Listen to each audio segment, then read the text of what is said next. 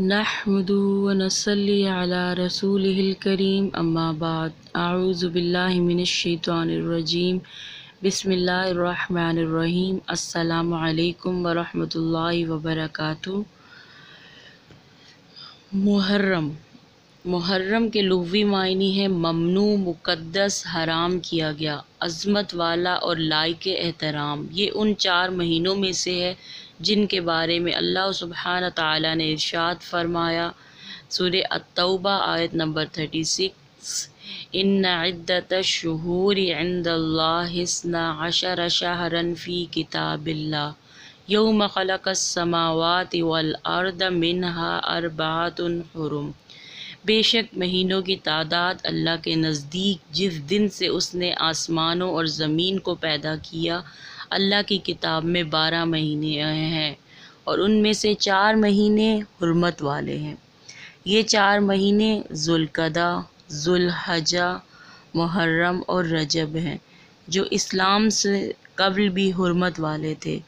اہل مکہ پہلے 3 مہینوں میں حج اور چوتھے میں عمرہ کرتے، اس لیے ان 4 مہینوں میں جنگ و عدل بند کر دی جاتی تھی اور امن کی ضمانت ہوتی تھی۔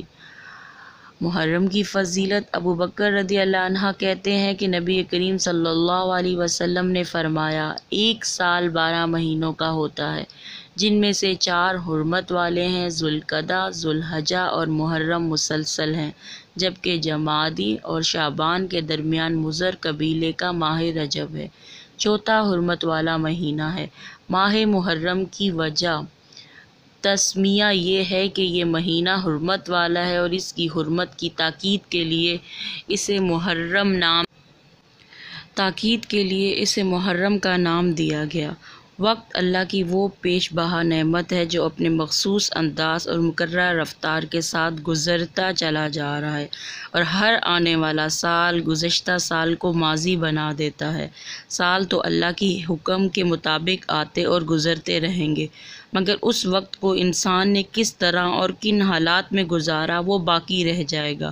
چنانچہ آنے والا محرم ہمیں پیغام دے رہا ہے کہ اپنی زندگی کو مفید اور بامقصد اور صحیح کاموں میں استعمال کیا جائے۔ فَلَا تَظْلِمُوا فِيهِنَّ أَنفُسَكُمْ کا مطلب یہ ہے کہ ان حرمت والے 4 مہینوں میں گناہوں سے خصوصی طور پر پرہیز کرو، کیونکہ ان مہینوں میں گناہ دیگر مہینوں کی بنسبت زیادہ سنگین ہیں۔ ابو ہریرہ رضی اللہ عنہ سے مروی ہے کہ رسول صلی اللہ علیہ وسلم نے فرمایا، ماہ رمضان کے بعد افضل ترین نفل روزے اللہ کے ماہ محرم کے ہیں۔ تو ماہ محرم، جنید بغدادی رحمۃ اللہ نے فرمایا، تم ہر لمحہ یہ دیکھتے رہو کہ اللہ سے کتنے قریب ہوئے اور شیطان سے کتنے دور ہوئے، جنت سے کتنے قریب ہوئے اور دوزخ سے کتنے دور ہوئے۔ سال نو کا آغاز ایک نئے عزم اور جذبے سے کیا جائے اور اس کے لیے ذہنی اور عملی طور پر تیاری کی جائے۔ اللہ تعالیٰ کے ساتھ اپنے تعلق کو مضبوط کرنا ہے، عبادات کا شوق پیدا کرنا ہے، والدین کی خدمت اور رشتہ داروں کے حقوق کی ادائیگی میں بہتری لے کے آنا ہے، اہل خانہ اور بچوں کی تربیت کی طرف توجہ دینی ہے، نفع مند علم حاصل کرنے اور ذاتی اصلاح کی منصوبہ بندی کرنی ہے، معاشرے کی پسماندہ طبقات کو فلاح و بہبود کے لیے کوشش کرنا ہے۔ یوم عاشور کے روزے کی فضیلت، محرم کی 10ویں تاریخ کو عاشورہ کہا جاتا ہے۔ یہ دن اللہ کی خصوصی رحمت اور برکت کا حامل ہے۔ حضرت ابو قتادہ رضی اللہ عنہ سے مروی ہے کہ نبی کریم صلی اللہ علیہ وسلم نے ارشاد فرمایا، مجھے اللہ تعالیٰ سے امید ہے کہ یوم عاشورہ کا روزہ گزشتہ 1 سال کے گناہوں کا کفارہ بن جائے گا۔ حضرت عائشہ رضی اللہ عنہ سے روایت ہے کہ ایام جہالت میں قریش عاشورہ کا دن کا روزہ رکھتے تھے اور رسول صلی اللہ علیہ وسلم بھی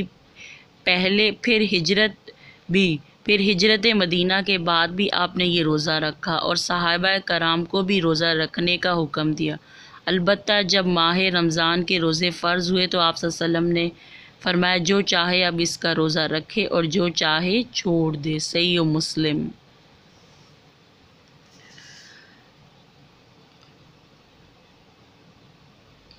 اور ابو قتادہ کہتے ہیں کہ رسول صلی اللہ علیہ وسلم نے فرمایا میں سمجھتا ہوں کہ اللہ تعالیٰ عاشورے کے دن کے روزے کے بدلے گزشتہ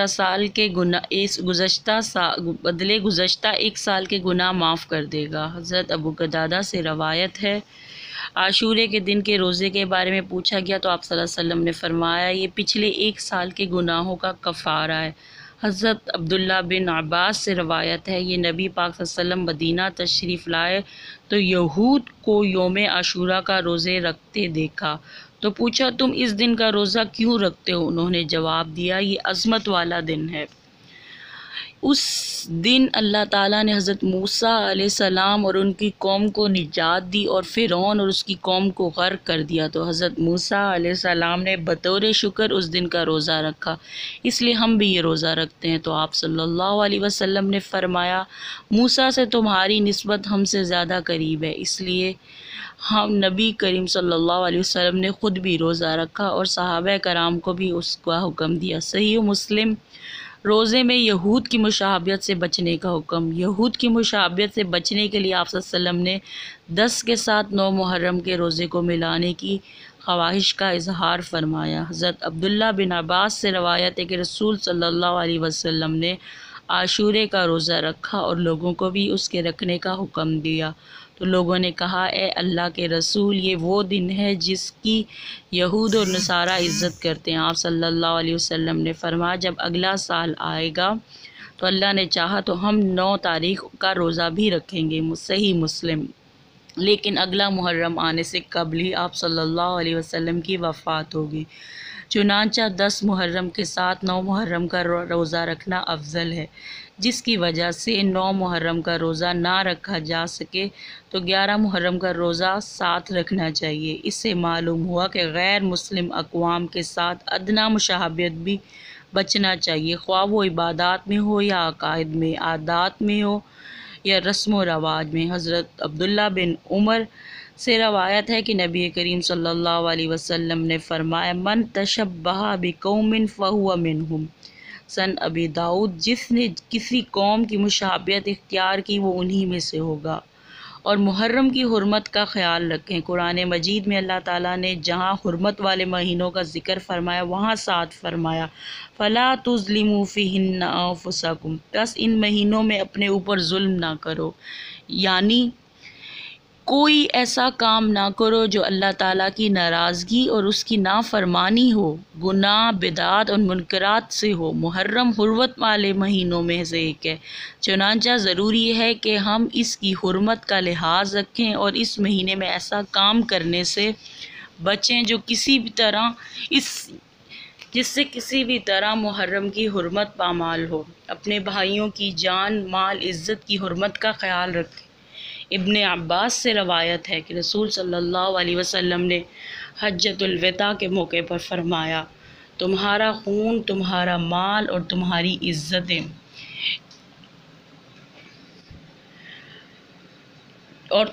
عزت ایک دوسرے پر اسی طرح حرام ہے جس طرح تمہارے آج کے دن کی، اس شہر کی اور اس مہینے کی حرمت۔ صحیح بخاری۔ کیا آپ کا یہ پیغام ہمارے لیے کافی نہیں؟ زبان اور عمل دونوں سے ہر ایسے کام سے بچیں جو دوسروں کو اذیت اور تکلیف کا باعث بنے یا کسی کی دل آزاری ہو۔ صحابہ کرام جیسی بے مثال شخصیات کے لیے کوئی نازیبا کلمات ادا نہ کریں جس سے ان کی بے ادبی اور توہین ہو، کوئی رنجش اور ناچاکی ہو تو وہ ختم کر دیں اور صلح کا دامن پیغام، قول و عمل کے ذریعے عام کریں۔ اللہ تعالی ہم سب کو صراط مستقیم پر چلنے کی توفیق عطا فرمائے، آمین ثم آمین۔ سبحانک اللہم و بحمدک اشہد ان لا الہ الا انت استغفرک و اتوب الیک۔ السلام علیکم ورحمۃ اللہ وبرکاتہ۔